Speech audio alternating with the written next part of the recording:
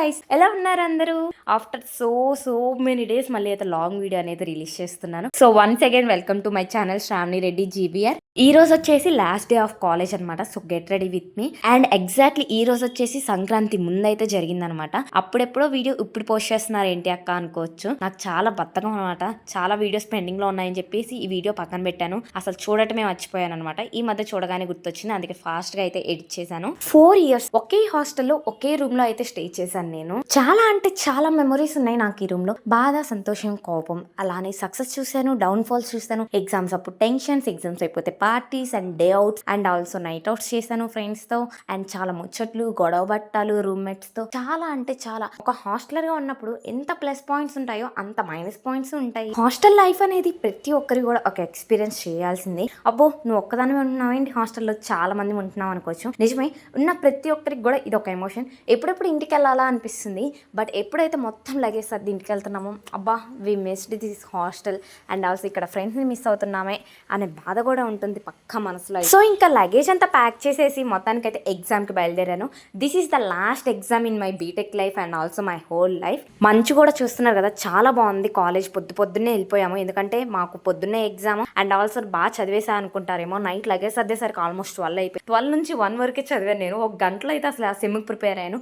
ఏం ప్రిపేర్ అయ్యానో తెలియదు. వెళ్తున్నందుకు ఒక పక్క ఎక్సైట్మెంట్, ఇంకో పక్క ఫ్రెండ్స్ని మిస్ అవుతున్నందుకు బాధ. మొత్తానికైతే ఏదో ఒకటి ఎగ్జామ్ అయితే రాసేసి అయితే వచ్చేసాను నేను. ఇంకా అలా ఫ్రెండ్స్తో ఫోటో షూట్స్ అన్నీ అయితే కంప్లీట్ చేసేసుకున్నాం. ఒక మంచి గ్రూప్ ఫోటో కూడా కంప్లీట్ చేసుకొని మొత్తానికి అయితే రూమ్కి బయలుదేరాను.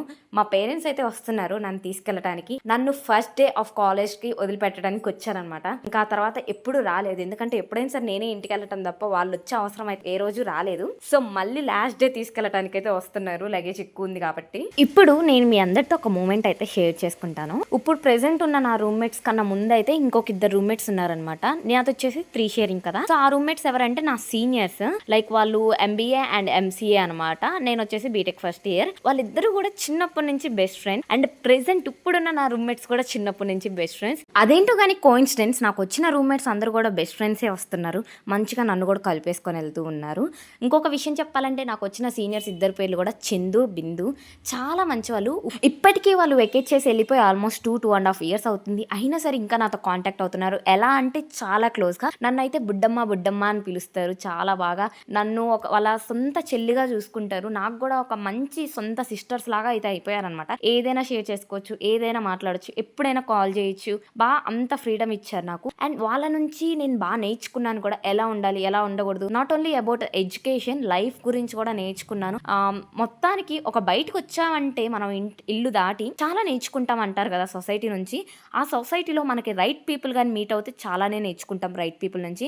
అదే రాంగ్ పీపుల్ కానీ మీట్ అవుతే మాత్రం చాలా కష్టం. బట్ నేనైతే ఈ విషయంలో చాలా అదృష్టవంతురాలిని, ఎందుకంటే నాకు దొరికిన 2 అక్కలు కూడా చాలా మంచి వాళ్ళు, చాలా రైట్ పర్సన్స్ కూడా. ఇంకొక చిన్న ఇన్సిడెంట్ మీతో షేర్ చేసుకుంటాను.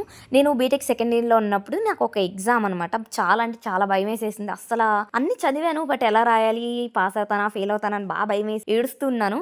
మా అక్క వాళ్ళు 2 రూమ్కి వచ్చే టైంకి బాగా ఏడుస్తూ ఉంటే, పాపం బిందు అక్కకైతే పక్క రోజు ఎగ్జామ్ ఉంది. అయినా సరే ఆ అక్క చదవకుండా నా దగ్గరకు వచ్చి మరి నన్ను కన్సోల్ చేస్తూ, ఏం కాదు బుడ్డ, నువ్వు ఇలా రాయగలవు, అది చేయగలవు, ఇది చేయగలవు అని చెప్తూ, ఇంకో పక్క చందు అక్క అయితే నాకు లెసన్స్ ఎక్స్ప్లెయిన్ చేస్తూ, వాళ్ళిద్దరికి పక్క రోజు ఎగ్జామ్స్ ఉన్నా సరే నన్ను ప్రయారిటీగా తీసుకొని ముందు నన్ను కంట్రోల్ చేసి, నువ్వు రాయగలవు ఎగ్జామ్, నువ్వు చేయగలవు అని చెప్పి మంచి కన్సోల్ చేస్తూ చాలా బాగా అనిపించింది నాకు. ఇంకొకరు అయితే పట్టించుకునే వాళ్ళు కాదు. అయితే 2 మాటలు చెప్తారు, వదిలేసి వెళ్ళిపోతారు. అండ్ ఇంకోటి చెప్పాలంటే, నేను బీటెక్లోకి వెళ్ళిన వెంటనే నవంబర్లో నా పుట్టినరోజు కదా, అప్పటి వరకు ఎప్పుడు కూడా నైట్ 12 o'clock అయితే నేను అసలు ఎప్పుడు కేక్ కట్ చేయలేదు.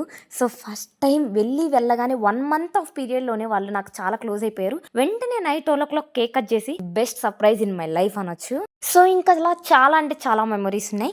అండ్ ఇప్పుడున్న ప్రెజెంట్ రూమ్మేట్స్ గురించి చెప్పాలి అంటే, స్టార్టింగ్లో అయితే మా ముగ్గురికి అస్సలు పడేది కాదు, ఎందుకంటే ముగ్గురం కూడా ప్యారలల్ ఒకే వయసు వాళ్ళం కదా. పడేది కాదు, నువ్వు నాకు చెప్పాలా నేను నీకు చెప్పాలా అన్నట్టుగా ఉండేవాళ్ళం. But coming almost BTech last 2-3 months అప్పుడైతే చాలా క్లోజ్ అయిపోయాం. ఎంతలా అంటే, ఇంతకు ముందు నా అక్క వాళ్ళతో ఎలా ఉన్నానో వాళ్ళు లేని లోటు అయితే నాకు చూపించారు. ఎందుకంటే వాళ్ళు వెళ్ళిపోయిన తర్వాత చాలా సాడ్ ఫీల్ అయిపోయాను. నాకు ఇంకెవరు పరిచయం లేరు కదా, ఎలా ఉండాలి ఈ హాస్టల్లో అనుకున్నాను.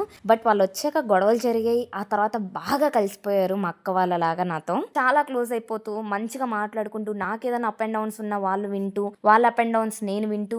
అండ్ ముఖ్యంగా చెప్పాలంటే, నా సోషల్ మీడియా కంటెంట్ క్రియేషన్లో చాలా హెల్ప్ చేశారు. వాళ్ళే వీడియోస్ తీయటం కానీ, వాళ్ళు నాకు హెల్ప్ చేయడం కానీ, ఇంకా అలా నా హాస్టల్లో ఇంకా కొంతమంది జూనియర్స్ కానీ నా ప్యారలల్ వాళ్ళు కానీ ఉన్నారు. లిటరల్లీ నా హాస్టల్ మేట్స్ అయితే నాకు చాలా మంచి వాళ్ళు అయితే దొరికారనేది చెప్తాను. నాకు బాగా సపోర్ట్ చేసేవాళ్ళు ఏ సిచ్యువేషన్ అయినా కూడా. ఇప్పుడున్న నా ప్రెజెంట్ రూమ్మేట్స్ నేమ్స్ అయితే చెప్పలేదు కదా, శ్రావ్య అండ్ నవ్య. మా అక్క వాళ్ళలాగే వాళ్ళ నేమ్స్ కూడా మ్యాచ్ అయిపోయాయి. అండ్ ఇంకా కొంతమంది హాస్టల్ మేట్స్ అయితే అన్ను, they are my close and best friends అని అయితే చెప్తాను. వాళ్ళు వచ్చేసి షబీహా, సౌజన్య, నందిని, అనూష అండ్ ఆల్సో అంజలి. మీ అందరికి బాగా తెలిసిన వాళ్ళే వీరంతా కూడా. ఇలా కొంతమంది జూనియర్స్ అండ్ ఆల్సో నా ప్యారలల్ వాళ్ళు చాలా అంటే చాలా సపోర్ట్ చేశారు. ముఖ్యంగా నా కంటెంట్ క్రియేషన్ సోషల్ మీడియాకి, యూట్యూబ్ అండ్ ఇన్స్టాగ్రామ్కి బాగా సపోర్ట్ చేస్తూ, ఇంకా వాళ్ళే నాకు ఐడియాస్ ఇచ్చేవాళ్ళు. నువ్వు అది చేసి రాని, ఇలాంటి కంటెంట్ చేయొచ్చు కదా అని చెప్తూ మంచిగా సపోర్ట్ చేస్తూ ఉండేవాళ్ళు. మనందరి హాస్టల్ లైఫ్లో ఇలాంటి వాళ్ళు లేకపోతే మనం ఉండలేం రో, హాస్టల్లో చాలా కష్టం అనుకునే వాళ్ళు ఉంటారు కదా, అలాంటి వాళ్ళే వీళ్ళు అనమాట. చిందు అక్క, బిందు అక్క, శ్రావ్య, నవ్య, సౌజన్య, షబీహ, అంజలి, నందిని, అనుష, ఇలా చాలా మంది అయితే నాకు లైఫ్లో హాస్టల్లో మంచి సపోర్ట్గా ఉండి,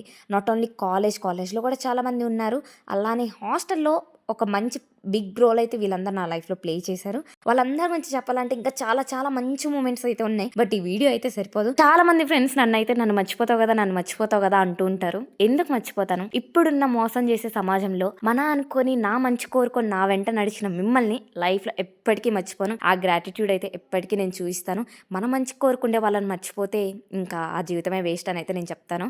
ఓకే. మరి ఎక్కువైపోయింది అనుకుంటున్నారు కదా! అందుకని మొత్తానికైతే లగేజ్ అంతా ప్యాక్ చేసేసుకొని ఇంటికొచ్చాను. పక్క రోజు మార్నింగ్ మా జెస్సి పాపని చేస్తున్నారా, ఎంత యాక్టివ్‌గా ఉందో, మామూలుగా ఉండదనమాట. దాన్ని కలిస్తే చాలు ఎటువంటి సాడ్‌గా ఉన్నా సరే అలా జోష్ వచ్చేస్తది మన లైఫ్‌లో. అంత క్యూట్‌గా ఉంటది. బట్ నేనైతే ఇప్పుడు మా జెస్సి పాపని చాలా మిస్ అవుతున్నాను. తను లండన్ వెళ్ళిపోయిందనమాట. ఎప్పుడెప్పుడు వస్తదా మళ్ళీ రిటర్న్ అని చెప్పి వెయిట్ చేస్తున్నాను.